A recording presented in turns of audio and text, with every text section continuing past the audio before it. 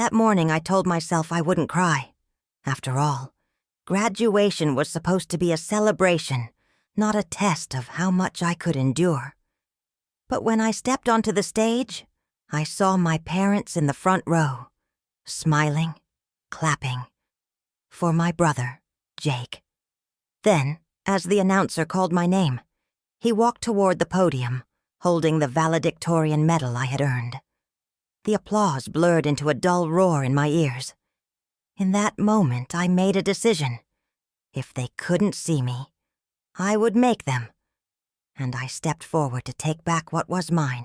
If I had known what was going to happen that day, I wouldn't have worn the red dress.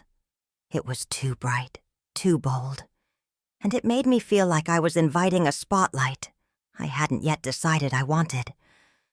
The memory is still vivid, but not for the reasons people might think. I'm telling this story backward, because the truth didn't hit me all at once. It built up, layer by layer, over years of small moments that seemed harmless at the time, until I realized they were the quiet proof that I had always been second choice in my own family. I remember the clip. Everyone does, or at least the internet does now. I was 15, standing on the stage in my high school auditorium, clutching a certificate I had worked months for. My parents were in the front row, until they weren't. The moment my name was called, they smiled, clapped once or twice, and then rushed out of their seats toward Jake. My brother had just walked in late, wearing a rumpled hoodie, and for some reason, that was the moment they decided needed all their attention. When the clip resurfaced years later, it went viral. People called it the saddest 5 seconds on the internet. Some said it was staged, others said it was abuse. I said nothing, because it was real, because it was my life. Have you ever been forgotten in a moment that was supposed to belong to you? Not just ignored, but erased? I have. And the truth is, it hurts in a way that doesn't fade. Jake has always been the center of their world. He needs us more, they'd say, as if that explained everything. He's going through a lot. It didn't matter that I was too. My achievements were footnotes to his existence. One night, a week before graduation, I came home to hear my mother's voice drifting from the kitchen. I was about to walk in when I realized she wasn't alone. She was on the phone. "Yes, Jake is still figuring things out," she said. "But he's our hope. He's the one who'll carry on the family name. Sam? Oh, she's just good with books." The words hit harder than I expected. Good with books. That's what I was to her. Neat, academic, and replaceable. I started digging. At first, I thought it was just pride in the eldest child, the only son. But when I asked my aunt about family history, she told me something that stopped me cold. My grandfather had left a sizable inheritance, enough to change anyone's life. And according to her, my parents claimed the will stated only a son could inherit. It was a perfect explanation for their favoritism, until I remembered something else. My grandfather had taught me chess, had given me his watch, had once said, "You could run this family better than anyone." He never treated me like I was less. And then came the first real twist. Mrs. Davenport, our elderly neighbor, caught me in the driveway one afternoon. "Don't think too harshly of them," she said, leaning on her cane. "There are reasons they don't want you in the spotlight." "What reasons?" I asked, but she just shook her head. Not my place to say. That night I sat at my desk, pretending to study, my mind tangled with questions. Was it really just about the inheritance? Or was there something else? Something worse? I might have let it go if it weren't for what happened the next morning. I found a small white envelope slipped under my dorm room door. Inside was a card with no signature, no return address. Just one line, typed in block letters. Don't let them take your day from you again. The words hit like an electric current. The again was what got me. Whoever wrote it knew about my past, maybe even about the viral clip. And they knew, just as I did, that my family had a way of turning my milestones into Jake's moments. I didn't know who sent it, but I knew what it meant. Something was coming. Something I'd have to be ready for. And for the first time in years, I felt the smallest flicker of defiance, like a match struck in the dark. The week after I found the anonymous note, I threw myself into work like I was preparing for war. If they were going to try to take something from me again, I'd make it impossible for them to justify it. I stayed up late finishing my final research paper, polishing my speech for commencement, and perfecting every detail of my portfolio. My schedule became a blur. Early mornings in the lab, afternoons in the library, evenings in the student council office. I wanted to give them no choice but to see me, to acknowledge me. Each line on my resume was a shield. Each award was armor. Then one afternoon, I had a rare pause. I'd just finished presenting a project to my seminar group when Professor Allen stopped me at the door. "Sam," he said, his tone warm but measured, "do you have any idea how impressive you've been this year?" The words sank in deeper than they should have. For a moment, I felt the familiar ache. How badly I wanted to hear that from my own parents. I managed a small smile. "Thank you, Professor. That means a lot." For a fleeting second, I allowed myself to believe maybe this was enough. That even if my family never saw me, the world outside might. That night, my inbox pinged with a copy of an email the school had sent to my parents. It was the standard announcement for graduation, seating arrangements, program highlights, and the names of honorees. My eyes scanned down until I reached my own. Samantha Clark, outstanding academic achievement. There was no mention of Valedictorian. I knew it should have been there. I'd seen the earlier draft sent to the faculty. This one had been altered. Someone had deleted the title. My chest tightened. This wasn't paranoia. This was happening. Again. 2 days later, I got the call from Jake.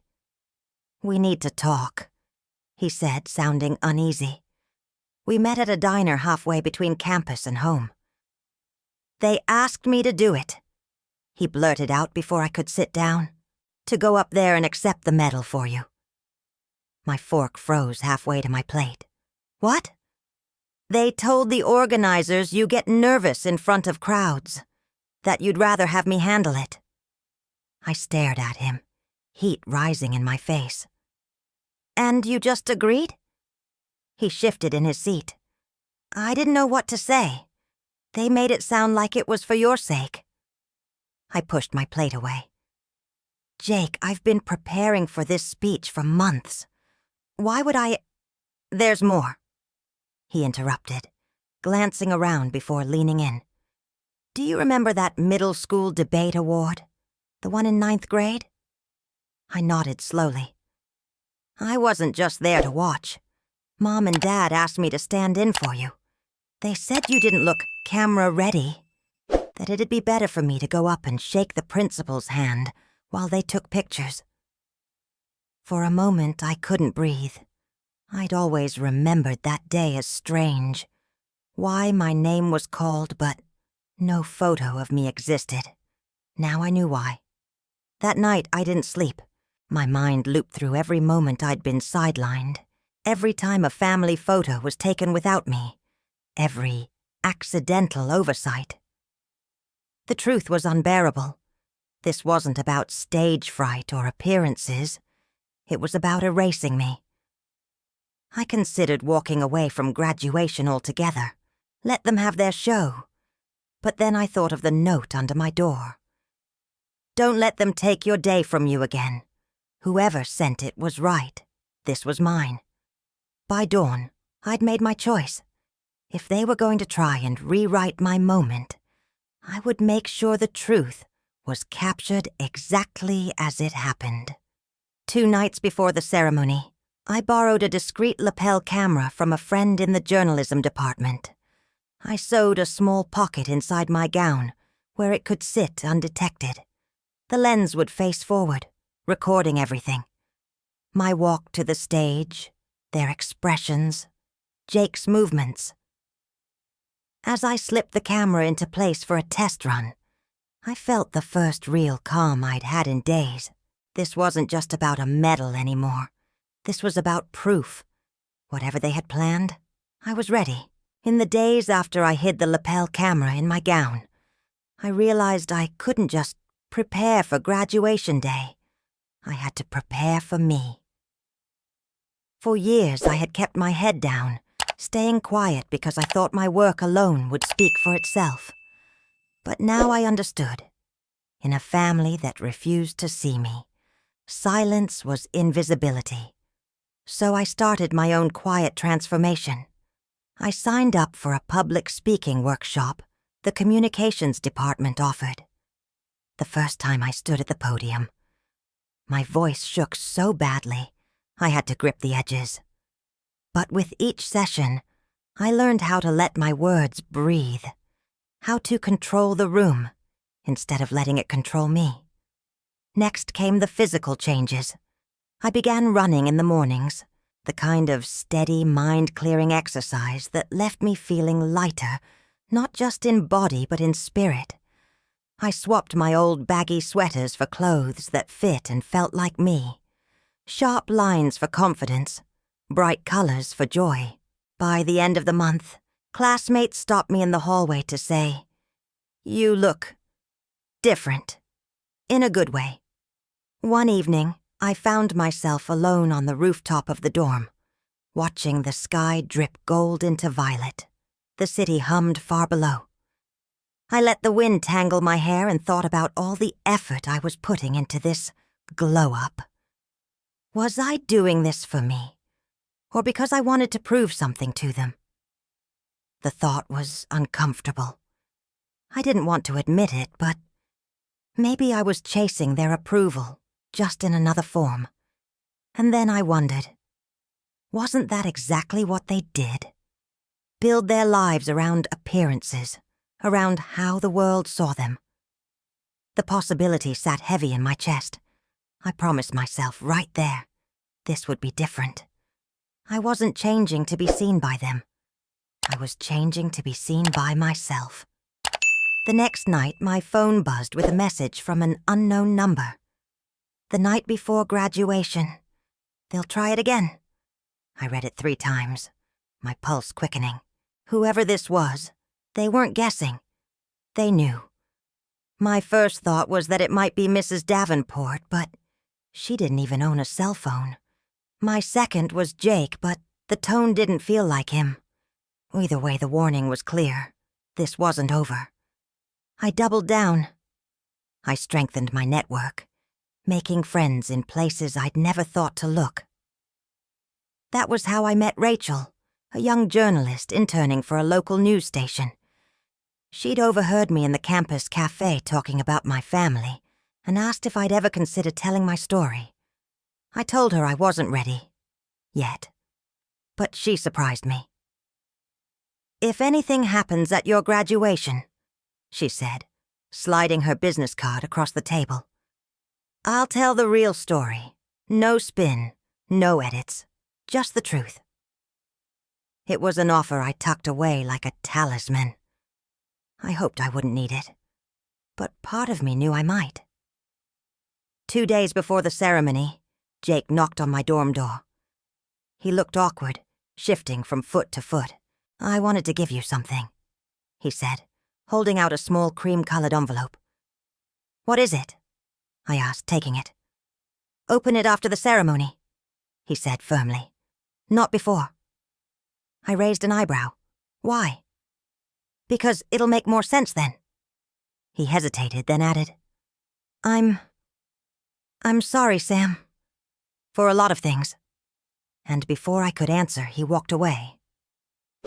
I stared at the envelope for a long time after he left, the weight of it strange in my hand. Was this another game? A peace offering? Or something else entirely? The night before graduation, I laid everything out. My gown, my speech, my hidden camera, Rachel's card, and Jake's envelope.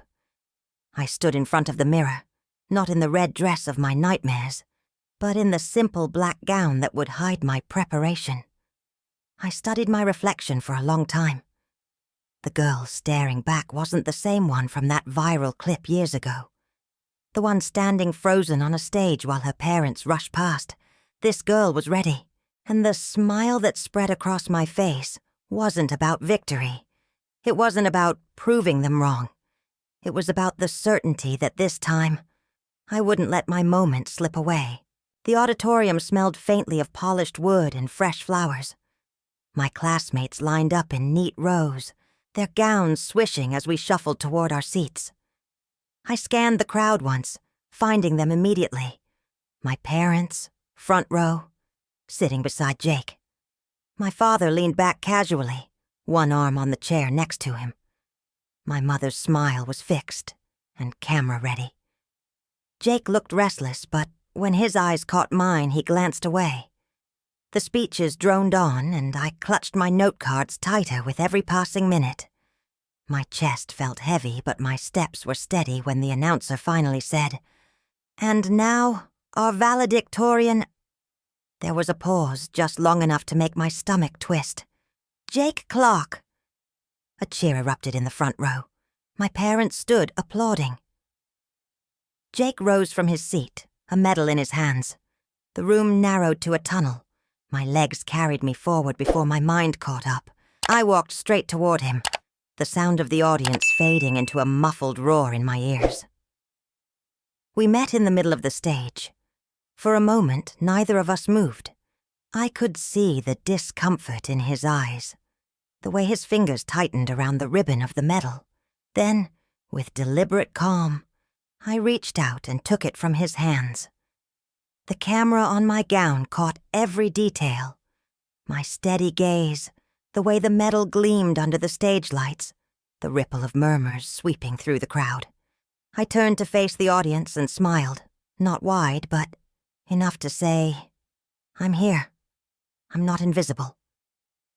As I stepped back toward the podium, Jake leaned in, his voice barely audible. "Please, read the letter." I didn't answer. I didn't need to. I gave my speech, my voice clear and unwavering. When I finished, there was applause, louder than I expected, scattered at first, then swelling. But I knew this wasn't over. By the time I left the building, my phone was buzzing nonstop. The video of me taking the medal had already been uploaded. Take It Back was trending within hours, clips spreading like wildfire. Strangers were calling me brave, bold, a hero. But alongside that, another video emerged. Edited footage showing only the moment I took the medal, spliced with shots that made me look aggressive, ungrateful. Comments accused me of humiliating my family, of making a spectacle out of a minor misunderstanding. I shut off my phone. My hands were trembling when I unlocked my dorm room. The gown slid from my shoulders to the floor, the medal clinking softly as it landed on the desk. That's when I remembered the envelope. I tore it open and unfolded the single sheet inside. The handwriting was Jake's, uneven but deliberate. "Sam, you need to know the truth. Mom told the organizers not to call your name. She said it was better for the family's image if I represented you. Like we were a united front. She's been doing this for years, keeping you out of the spotlight.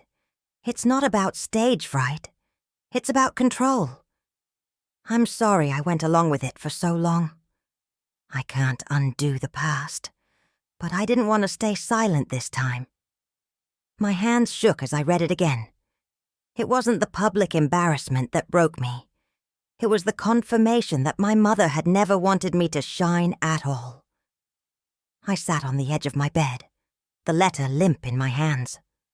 The room felt too small, the air too still. Tears blurred the words until they disappeared.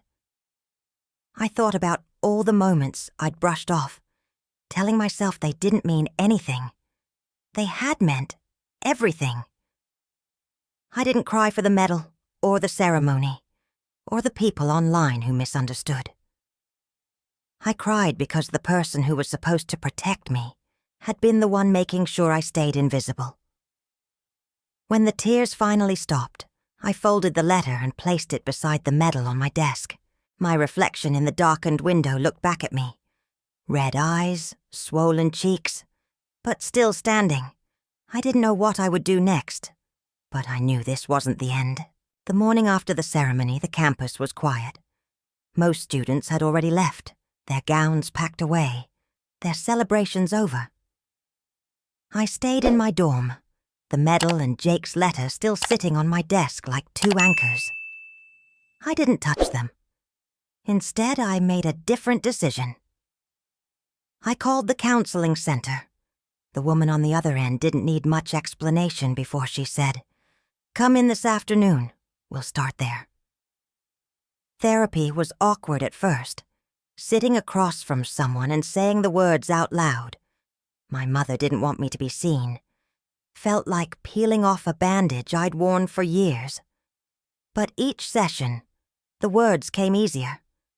We unraveled my need for validation, the way I'd tied my worth to achievements, and how that bond had been reinforced by my family's indifference. I also began sharing pieces of my story online. At first, it was just a few paragraphs in a student forum, talking about the ceremony and how it had played out. I didn't name names, but the response was overwhelming. Messages poured in from people who had grown up invisible in their own homes, who had been overshadowed by siblings, dismissed by parents, or told to stop making everything about you. One message read, "You said everything I've never been able to put into words. Thank you." Another said, "I thought I was alone. I guess I'm not." For the first time, my pain wasn't just mine. It was a bridge. A week later, I was leaving the library when someone called my name. A tall woman with a camera bag slung over her shoulder approached me. "Samantha Clark?" "Yes?" "I'm Anna Torres.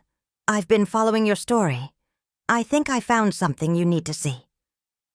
We sat down at a nearby cafe. Anna slid a thin folder across the table. Inside was a photocopy of a legal document, my grandfather's will.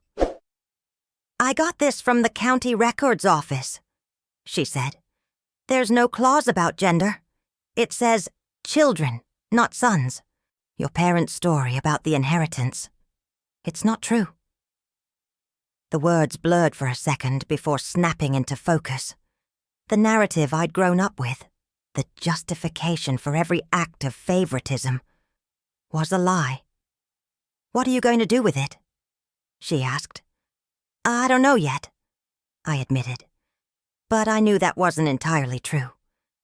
That night, I filmed a video. No script, no cuts, just me, sitting at my desk with the medal in one hand and the will in the other. I told the whole story. The favoritism, the graduation, the years of erasure, and now, the truth about the inheritance. I uploaded it before I could second-guess myself. Within 48 hours, it had over 1 million views. The hashtag #TakeItBack surged again. But this time, it wasn't just about the medal. It was about every person who had been sidelined, silenced, or erased by their own family. Then came the twist I hadn't expected. Jake posted a video of his own. In it, he confirmed everything I'd said, and admitted his own part in it. "I went along with things I shouldn't have," he said. "I thought I was just doing what Mom and Dad wanted, but the truth is, I was scared. Scared of disappointing them. Scared of losing the only approval I ever got. I was as much a prisoner of their expectations as Sam was of their favoritism." It was strange hearing him say my name without a trace of competition in his voice. A few days later, he texted, "Coffee? Just us?" We met at a small cafe tucked between two bookstores. For the first time in years, our conversation wasn't about family politics or passive-aggressive jabs. We talked about college, about the books we'd read, about how strange it felt to grow up in the same house but live in different worlds. At one point, Jake looked down at his coffee and said, "I think we both deserved better." "I think so too," I replied. There was no dramatic reconciliation, no hugging in the rain. Just a quiet understanding that maybe, for once, we were on the same side. When we left, the air felt lighter. The auditorium was smaller than the one from graduation, but it felt full in a different way. Rows of faces, students, parents, educators, looked up at me as I adjusted the microphone. My hands were steady now. Speaking to a crowd no longer sent a tremor through me. "Family," I began, "is supposed to be the place where you are seen, where you are valued. But what happens when it's the place you are most invisible?" A ripple moved through the audience, the kind that told me they weren't just listening, they were remembering. I spoke for 20 minutes about favoritism, silence, and the quiet ways people are erased in their own homes. I told my story without bitterness, without rage, just the truth, laid bare. When I finished, the applause came in waves. People stood clapping, some even wiping their eyes. And then I saw them. My parents, in the middle row, standing too. They hadn't approached me before the speech, hadn't sent a message to say they were coming. They'd just shown up. After the hall emptied, they lingered at the back. Jake gave me a small nod before slipping out the side door, leaving me alone with them. We walked into a small meeting room off the main corridor. No one spoke for a moment. My mother looked older than I remembered, her shoulders less straight, her eyes less certain. My father cleared his throat first. "We came to listen," he said quietly. I nodded, folding my hands on the table between us. "And?" There was a pause. Then my mother said, "You're right, about all of it." Her voice cracked on the last word. "We thought we were protecting you, but the truth is, we were protecting ourselves from seeing what we were doing, from admitting we were wrong." I waited. No rush to fill the silence. "I'm sorry, Sam," my father added. "I should have stepped in years ago." It wasn't the cinematic reconciliation some people might expect. There were no tears spilling onto shoulders, no sudden erasure of years of pain. But it was real, and it was enough, for now. As we stood to leave, my father reached into a worn leather bag and pulled out a small wooden box. He set it on the table. "This was always yours." I opened it. Inside, cushioned by a square of faded velvet, was the original Valedictorian medal from graduation. Beside it lay a photograph. Me at 6 years old, grinning with a gap-toothed smile, holding up a spelling bee ribbon. Both my parents knelt beside me in the picture, smiling just as wide. For a moment, the air thickened with something unspoken. Not forgiveness, not yet, but the faint outline of it. That night, back in my apartment, I placed the medal and photo on a shelf above my desk, not as trophies, but as reminders of where I'd been and of how far I'd come. Months passed and life filled with new rhythms. I wrote in the mornings, taught workshops in the afternoons, and traveled to schools and conferences to speak. The more I shared my story, the more I heard others. Each conversation wove a thread into a network that stretched farther than I imagined. Eventually, I turned those threads into a book. Take It Back was part memoir, part guide, a blueprint for reclaiming your place in a narrative that others have tried to write for you. I didn't expect much, but the first week, It shot to the top of the nonfiction charts. Letters and emails flooded in from readers who saw themselves in my pages. It wasn't fame I felt. It was a connection. Then came the invitation. A National Education Association wanted to honor me for outstanding contribution to youth advocacy. They were holding a ceremony in the Capitol, televised nationwide.